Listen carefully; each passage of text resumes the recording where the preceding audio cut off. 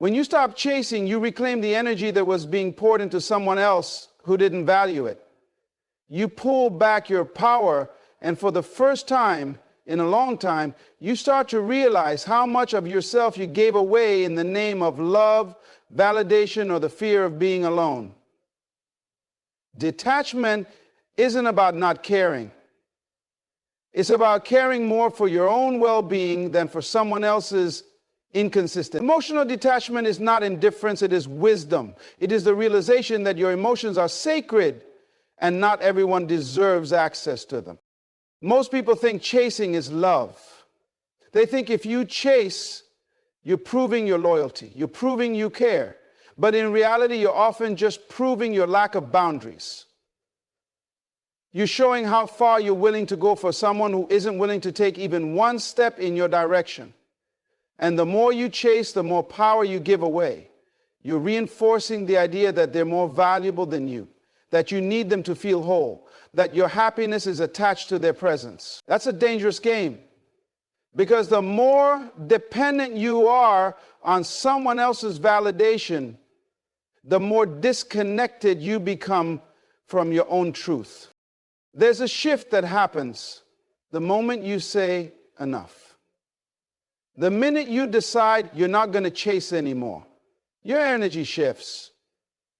You stop bleeding emotionally. You stop handing over your attention like a gift to someone who hasn't earned it. You stop placing your worth in their hands. That shift is subtle at first. You'll feel the void. You'll feel the space. You'll even doubt yourself. You'll wonder if pulling back is the right move. But over time, you begin to see what happens when you no longer make yourself emotionally available to someone who took you for granted. You see, when you detach, you're not just stepping away from a person, you're stepping back into your own power.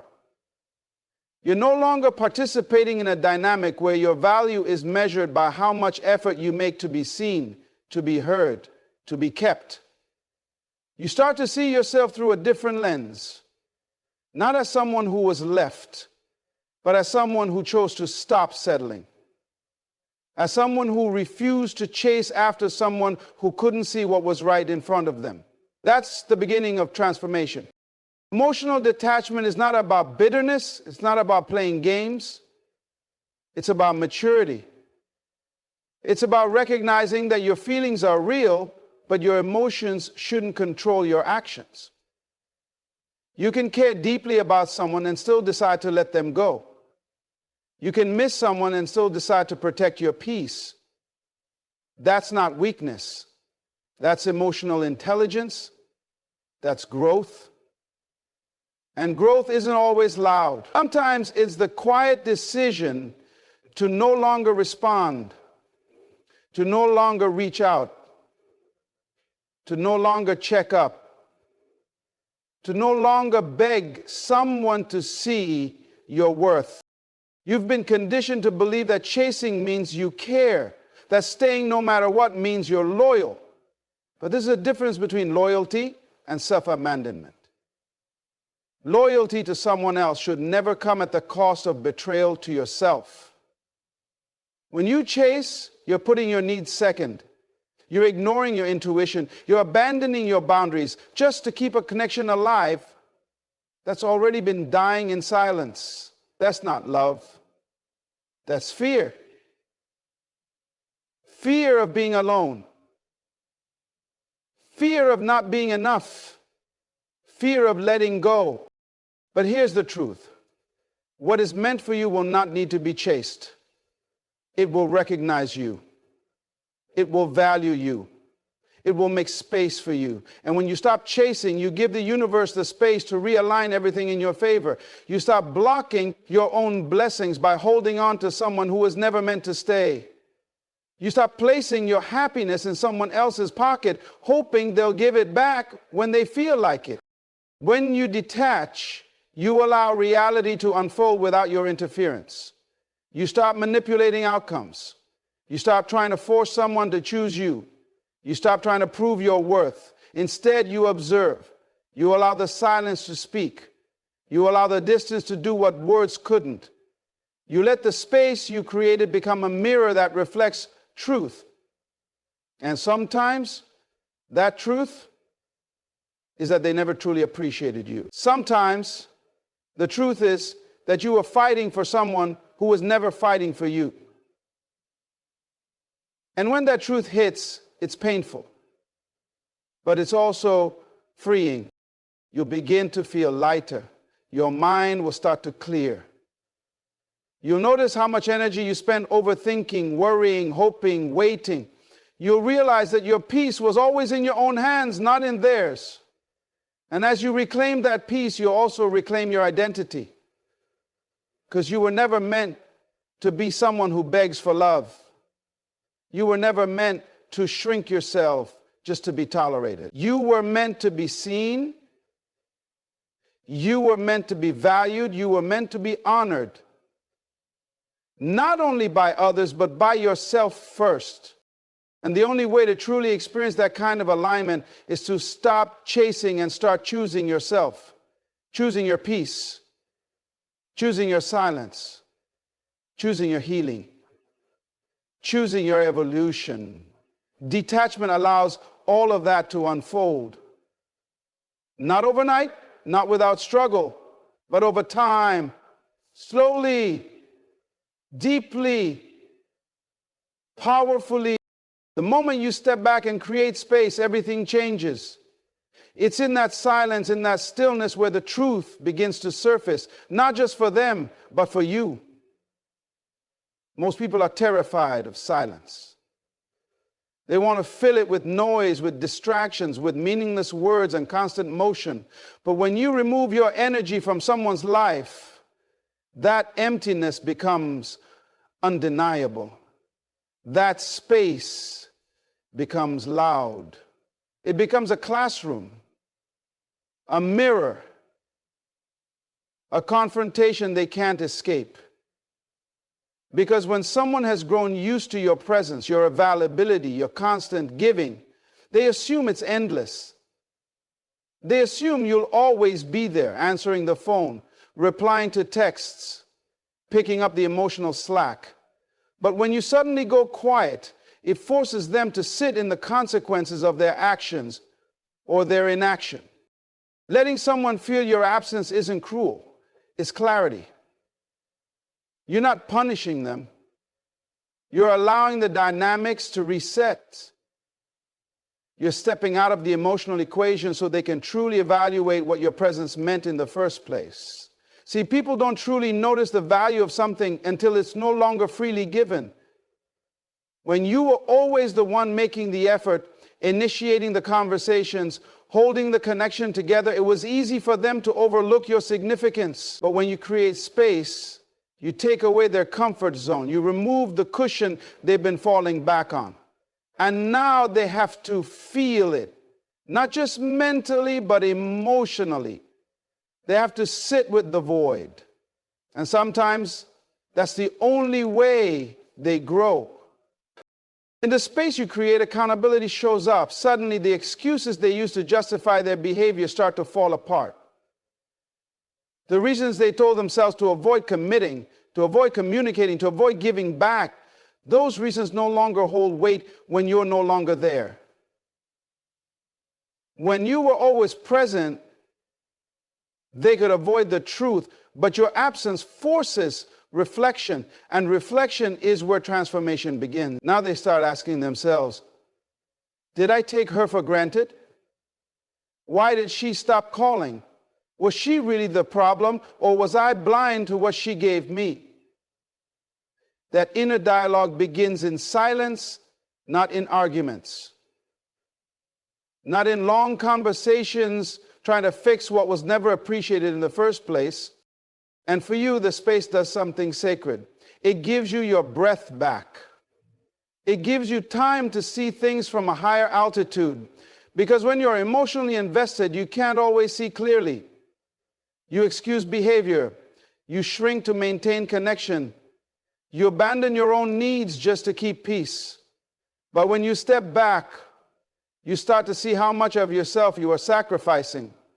You begin to realize the energy imbalance. You start to notice all the times you gave when it wasn't being reciprocated. All the moments you stayed when you should have walked. All the effort you made while they just received. That clarity doesn't come when you're in the middle of the storm. It comes when you stand still and let the dust settle. There is also a powerful psychological shift that happens in the person on the receiving end of your distance. If he was used to you always showing up, always chasing, always initiating, your withdrawal shocks the system. It triggers discomfort. And that discomfort forces him to reconsider his behavior, his mindset, his loss. The space you create becomes a consequence, not because you wanted revenge, but because growth demands it. People don't learn when they're comfortable. They learn when they lose access. They learn when the energy they once counted on is suddenly gone. And in that learning, in that suffering, there is an opportunity for awakening. He may not say it out loud, but he feels the absence. He feels the shift. The attention that once soothed his ego is gone. The comfort of your emotional labor is no longer there, and now he's alone with his choices. And that space, that sacred, uncomfortable space, becomes a form of accountability. You didn't have to yell, you didn't have to beg, you didn't have to prove your point. Your silence did the talking. Your absence became the consequence. Your peace became the lesson. But this process isn't just about him, it's about you. Creating space is not just a boundary, it's a declaration of self-worth. It says, I no longer give my energy to places where it's drained. I no longer invest where there is no return. And in that space, you begin to hear your own voice again. You remember what it feels like to be grounded, to not be emotionally exhausted, to not be walking on eggshells hoping they'll wake up and choose you. You start to feel whole. Not because someone else filled you, but because you stopped pouring yourself into someone who couldn't hold what you were giving. And ironically, it's in that space that people either rise or fade. They either do the inner work, realize what they lost, and come forward with real intention, or they disappear, confirming that your silence revealed more truth than their words ever could. Either way, you win. Because the space gave you clarity. It gave you freedom. It gave you peace. Not the kind of peace that comes from resolution, but the peace that comes from release. And sometimes that's the most powerful transformation of all. You are the prize. This is a truth that too many people forget in the throes of love and longing. When you find yourself chasing after someone, it often means you've allowed your sense of worth to be tied to their acceptance, their attention, or their approval. But you must understand that your value does not depend on anyone else's ability to recognize it. You are not a consolation prize or a backup plan. You are not someone to be bargained for, negotiated over, or pursued relentlessly until they decide whether or not to keep you. The moment you start chasing, you begin to discount yourself, lowering your standards and settling for less than you deserve because you believe you are not enough as you are. You must realize that being the prize is about owning your inherent worth, your unique gifts, your power, and your presence. It's about knowing that you bring something valuable into every room you enter, every conversation you engage in, and every relationship you touch. When you truly embody this, you stop chasing. Because you understand that anyone who wants to be in your life will come to you. They will recognize what you offer naturally and will not make you prove it with desperate acts or endless pursuit. The energy of chasing creates desperation, and desperation repels. Being the prize means you hold your energy differently, with dignity, confidence, and unshakable belief in your own worth. There is a deep psychological principle at play here. People are attracted to what is rare, what is valuable, and what is not easily won. If you make yourself easily available, if you chase, if you put all your cards on the table at once, you lose the aura of mystery and value that naturally draws others in. When you chase, you send the message that your love or your presence is something to be earned through persistent effort, rather than something to be appreciated simply because of who you are. This shifts the dynamic, making the other person less inclined to cherish you and more inclined to take you for granted. Think about the times you've been drawn to someone. Was it when they were constantly trying to win your attention, or when they were confident in their own space, living their life fully and unapologetically? Attraction thrives in the space of self-respect and self-possession. It flourishes when you are not defined by the approval of another, but by your own standards and sense of self. When you are the prize, you set boundaries that others must respect. You don't tolerate disrespect or neglect because you know your worth. You don't chase after someone who doesn't see your value because you know that to do so would be to disrespect yourself. Being the prize also means you refuse to lower your standards to gain acceptance. Too often, people accept behavior that diminishes them just to keep someone around. They stay silent when they should speak up. They compromise their dreams and desires to avoid conflict. They tolerate neglect because the fear of losing someone seems greater than the fear of losing themselves. But when you are the prize, you recognize that your value is non-negotiable. You refuse to settle for crumbs when you deserve the whole table. You walk away from relationships that don't honor you, not because you are angry or bitter, but because you are wise and self-loving enough to know that better is possible.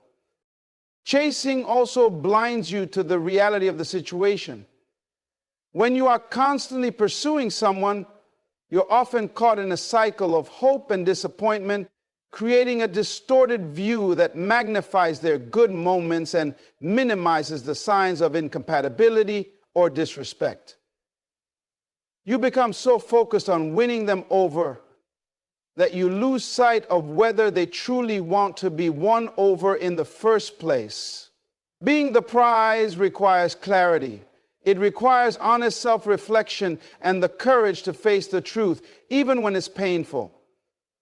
It requires you to see the situation for what it really is, not what you wish it to be. When you stop chasing, you give yourself the opportunity to be seen clearly and honestly. You no longer hide behind efforts to please or win favor. You show up as you are, whole, confident, and unafraid. This shift is magnetic. It causes people to reassess their own feelings and actions. When you value yourself, others are compelled to do the same. If they don't, it becomes a clear sign that they were never meant to be part of your journey. This understanding transforms your relationships. Instead of desperate chasing, you cultivate connections built on mutual respect, genuine interest, and balanced energy. You attract people who are willing to meet you where you are, who appreciate your worth, and who want to contribute equally. This is the essence of healthy, fulfilling relationships. They are not about pursuit and evasion, but about alignment and reciprocity. In embracing your role as the prize, you also reclaim your personal power. You stop giving away your energy to those who don't deserve it. You begin to invest in yourself, your growth, your dreams, your happiness. You create a life that is so full, so vibrant, and so true to who you are that no one can ignore your light. And when you do this, the right people are naturally drawn to you, not because you chase them, but because your energy radiates value and confidence. This journey is not always easy. It requires letting go of old patterns of seeking approval and chasing after love. It demands that you cultivate patience and trust in the process of life. It asks you to hold steady in your belief that you are worthy of love, respect, and happiness without having to prove it. But the rewards are profound. When you stop chasing and start owning your value, you open the door to relationships that honor you, to peace within yourself, and to a life that reflects your highest potential. Letting go is one of the most difficult yet liberating acts a person can undertake, especially when it involves relationships and emotions that have deeply affected us. We hold on to pain, to anger, to disappointment, and sometimes even to resentment because it feels like a part of our identity. The truth is, holding on to these negative feelings does not punish the other person. It only chains us to the past and drains our energy. To truly move forward, we must learn to release what no longer serves us. This release is not about forgetting or pretending nothing happened. It's about freeing yourself from the emotional grip that keeps you stuck in a cycle of hurt and longing. The act of letting go is a profound declaration of self-love and empowerment. When you let go, you create space inside yourself for healing and growth. Think about a container filled with old, stagnant water. Nothing new can enter unless you empty it out first. The same principle applies emotionally. If your heart and mind are cluttered with memories of pain, betrayal, or neglect, you cannot fully receive new experiences or relationships that honor and uplift you. Letting go is the process of emptying that container, releasing the toxic emotions so that fresh, positive energy can flow in. This requires conscious effort and often great courage because it means facing your pain head on and choosing not to be defined or limited by it. Forgiveness is a key part of this process, but it's important to understand that forgiveness is primarily for your benefit, not theirs. When you forgive, you are not excusing bad behavior or condoning hurtful actions. Instead, you are choosing to free yourself from the burden of carrying anger and resentment. Forgiveness allows you to reclaim your peace. It breaks the chains of bitterness that keep you emotionally trapped, and it opens the door to compassion, not necessarily for the other person's actions, but for your own journey and healing. Another aspect of letting go is the acceptance of reality as it is rather than as you wish it to be. So often we cling to fantasies or hopes that someone will change, that things will get better, or that if we just try harder, the situation will improve. This mental attachment keeps us tethered to disappointment. Accepting reality means seeing the situation clearly without distortion or wishful thinking. It means acknowledging your feelings, recognizing what you cannot control, and understanding that sometimes the best thing you can do for yourself is to step away.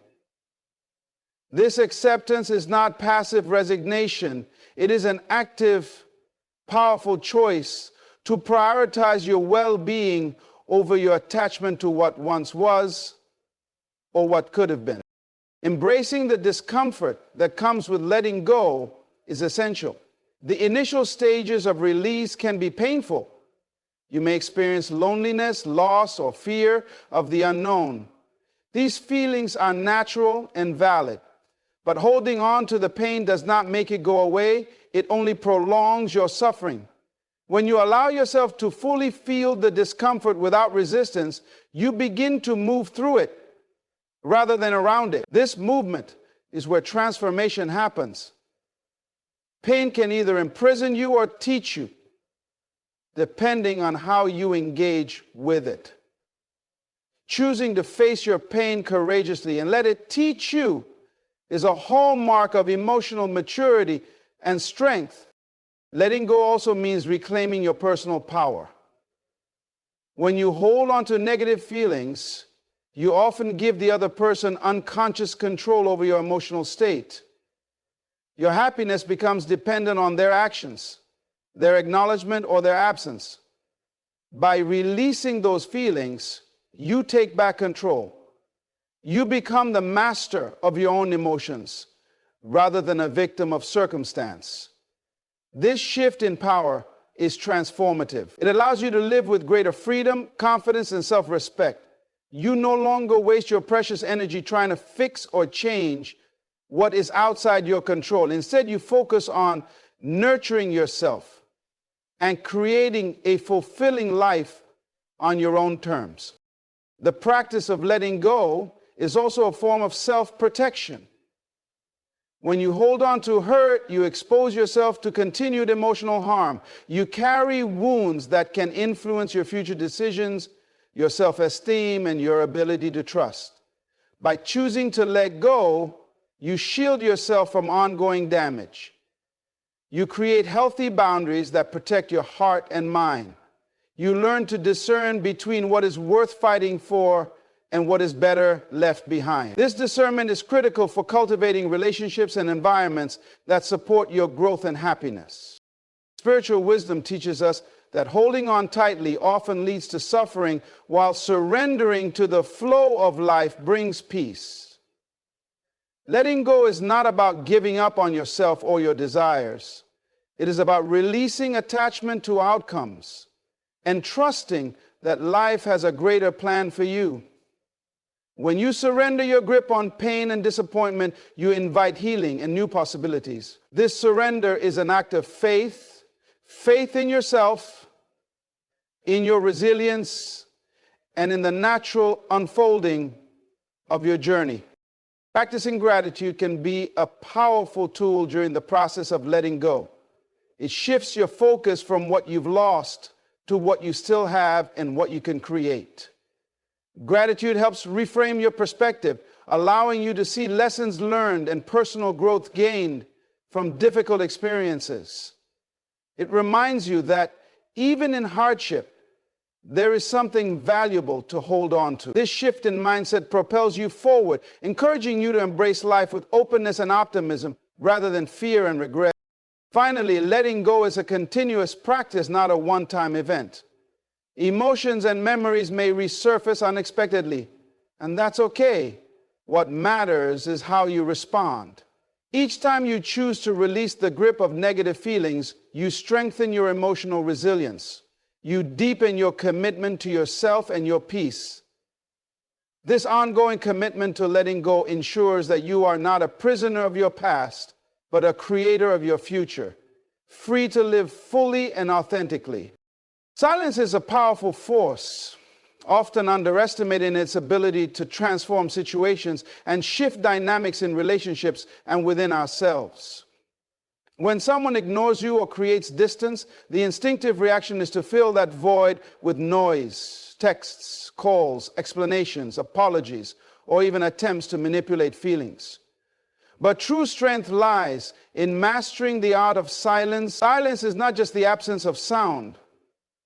It is a deliberate and strategic choice to withhold your energy, your words, and your presence, creating a space that compels reflection, introspection, and sometimes a realization in the other person that what they have is slipping away. Choosing silence in response to being ignored is not about punishing the other person, though it may have that effect. It is about preserving your dignity and maintaining control over your emotional state. When you respond to neglect or rejection with silence, you signal that you value yourself too highly to chase after someone who is unwilling to meet you halfway. This is not a game of revenge or manipulation. It is a profound statement of self-respect. By not engaging in a cycle of chasing and pleading, you deny the other person the power to pull you into their drama or emotional turmoil. You create a space where they are left to face their own feelings. Feelings they may have been avoiding or dismissing. In that silence, the other person is forced to confront their own thoughts and emotions, Without your constant presence or the reassurance of your availability, they might begin to feel the weight of absence. This absence can be unsettling because human beings naturally crave connection, recognition, and validation. When those are suddenly withdrawn, it can prompt a reevaluation of their actions and choices. Sometimes this silence can lead to clarity, repentance, or a desire to make amends. Not because you forced it, but because the natural consequences of neglect have become clear in the quiet space you created. Moreover, silence acts as a protective barrier for your own mental and emotional health. Constantly reaching out to someone who ignores you creates anxiety, lowers your self-esteem, and traps you in a cycle of hope and disappointment. By choosing silence, you reclaim your peace of mind. You stop pouring your energy into a void and begin to redirect it toward yourself, toward healing, growth, and self-discovery. This redirection is crucial because it allows you to rebuild your inner strength and self-worth independently of anyone else's approval or attention. The power of silence also lies in its mystery. When you stop communicating, you become less predictable and more intriguing. People are naturally curious about what they don't fully understand or have access to. Your silence creates an emotional space that invites questions and reflection, which can shift the balance of power in subtle but profound ways. Instead of appearing desperate or needy, you radiate calm confidence. This confidence is magnetic because it shows you are not defined by someone else's actions or opinions, but by your own sense of self. Silence also forces you to slow down and observe your own feelings without immediate reaction. It creates a pause in which you can assess the situation objectively, free from the emotional heat that chasing someone often generates. In this quiet space, you gain clarity about what you want, what you deserve, and what boundaries you need to set. You begin to understand that your happiness and peace do not depend on anyone else's acknowledgement. This realization is empowering and shifts your focus from external validation to internal strength. Furthermore, silence helps to break unhealthy patterns. Many relationships fall into cycles of pursuit and withdrawal, drama and reconciliation, chaos and calm. These patterns are exhausting and often mask deeper issues that are not being addressed. When you stop chasing and choose silence, you disrupt these cycles. You refuse to participate in the repetitive push and pull that drains your energy and distorts your self-worth. This break can be the catalyst for change, either within the relationship or within yourself, as you decide what is truly best for your well-being. Another critical aspect of silence is that it respects the natural timing of healing and decision-making. When emotions run high, immediate communication often leads to misunderstandings, defensive reactions, and conflict escalation. Silence provides the necessary space for both parties to cool down, reflect, and gain perspective. It honors the process of emotional processing and allows decisions to be made from a place of calm rather than reactive impulse. This can lead to more constructive conversations and healthier outcomes when and if dialogue resumes. In addition, silence teaches patience and resilience. It challenges you to trust the process, to hold steady in your self-worth, and to resist the urge for instant gratification or immediate answers. Patience cultivated through silence is a sign of maturity and emotional intelligence. It shows that you understand the value of timing and that you are willing to prioritize long-term peace over short-term relief. This resilience builds your character and prepares you for healthier relationships in the future. Finally, silence is a form of empowerment because it allows you to take control of your narrative. Instead of reacting impulsively to being ignored or rejected, you choose your response thoughtfully and intentionally. This conscious choice reinforces your autonomy and self-respect. It sends a clear message, not with words, but through your actions, that you will not be diminished or disrespected. You create a space where the other person must reckon with the reality of their absence and the impact of their choices, while you focus on building a life grounded in your own strength and values. Creating a life that thrives beyond the pain of emotional neglect or rejection requires a deep commitment to self-care and the pursuit of personal growth. This process is not a simple fix or a quick recovery. It is an ongoing journey of nurturing your mind, body, and spirit to build resilience and cultivate joy independent of others' actions or presence. When you focus on yourself, you reclaim your power and create a foundation so strong that no external circumstance can shake your sense of worth or peace. One of the first and most vital steps in focusing on yourself is to cultivate a daily routine that prioritizes your well-being. This routine should encompass habits that nourish you physically, mentally, and emotionally. Physical health forms the base of this self-care pyramid because your body is the vessel through which you experience life.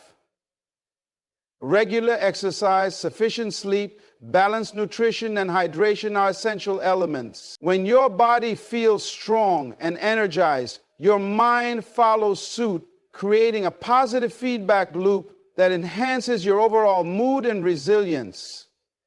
Taking care of your physical health is a tangible way to show yourself love and respect, reinforcing that you are worthy of care. Equally important is mental and emotional nourishment. This can take many forms, such as engaging in activities that stimulate your mind, reading books that inspire and educate, or practicing mindfulness and meditation to center yourself in the present moment.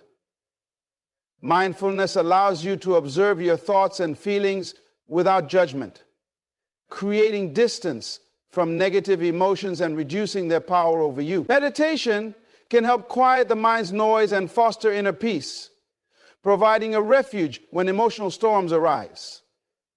These practices build emotional intelligence and help you respond to challenges with calmness and clarity rather than impulsivity or despair.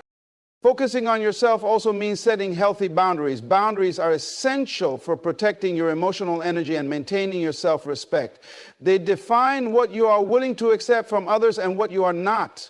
Learning to say no, to walk away from toxic situations, and to prioritize your needs is a critical aspect of personal empowerment. Boundaries are not walls that isolate you. They are gates that safeguard your well-being and allow you to choose the relationships and environments that uplift rather than drain you. When you enforce your boundaries consistently, you send a message to yourself and others that your time, feelings, and energy are valuable. Another key element is pursuing your passions and interests. Engaging in activities that bring you joy and fulfillment reconnects you with your authentic self and fuels your enthusiasm for life. Whether it's a hobby, a creative pursuit, or a new skill, dedicating time to what lights you up builds confidence and shifts your focus from loss to growth. It also expands your social circle and introduces you to people who share your interests and values, enriching your life with positive connections and support. Passion is a powerful antidote to negative feelings because it redirects your energy toward creation and possibility. Self-reflection is a powerful tool in this journey. Taking time to journal, meditate, or simply sit with your thoughts helps you understand your emotions, recognize patterns, and identify what truly matters to you. Reflection allows you to track your progress, celebrate your growth, and acknowledge areas where you need more work or support. It fosters self-awareness, which is crucial for making conscious choices that align with your highest good. The insights gained through reflection empower you to rewrite old narratives, and replace limiting beliefs with affirmations of your worth and potential. Building a supportive environment is equally important. Surround yourself with people who respect your boundaries, encourage your growth, and celebrate your successes. Positive relationships provide emotional nourishment and help you stay grounded when challenges arise. They remind you that you are not alone and that you are deserving of love and respect. Conversely, distancing yourself from those who drain your energy or diminish your self-esteem is a necessary part of focusing on yourself. This selective engagement protects your peace and creates space for more meaningful connections. Financial and career goals also play a role in focusing on yourself. Achieving financial independence and pursuing work that aligns with your values contribute to your sense of security and self-worth. When you are financially stable and professionally fulfilled, you are less likely to tolerate unhealthy relationships or situations that compromise your well-being. Investing in your education, skills, or entrepreneurial dreams is an investment in your future, signaling to yourself that you deserve success and happiness. Gratitude is another powerful practice that enhances self-focus. Regularly acknowledging the good in your life, no matter how small, shifts your perspective from scarcity to abundance. Gratitude nurtures optimism and reduces feelings of resentment or bitterness that often accompany neglect or rejection. When you cultivate a mindset of appreciation, you attract more positivity and open yourself to the blessings already present in your life. Forgiveness, including forgiving yourself, is also essential in this process. Holding on to guilt, regret, or self-blame only prolongs suffering. Forgiving yourself for any perceived mistakes allows you to release shame and embrace self-compassion. This compassionate self-view supports healing and encourages you to move forward with kindness and patience. Forgiving others when you are ready frees you from the chains of resentment and opens your heart to peace. Lastly, focusing on yourself involves envisioning and creating the life you desire. Visualization and goal setting help you clarify what you want to attract and accomplish.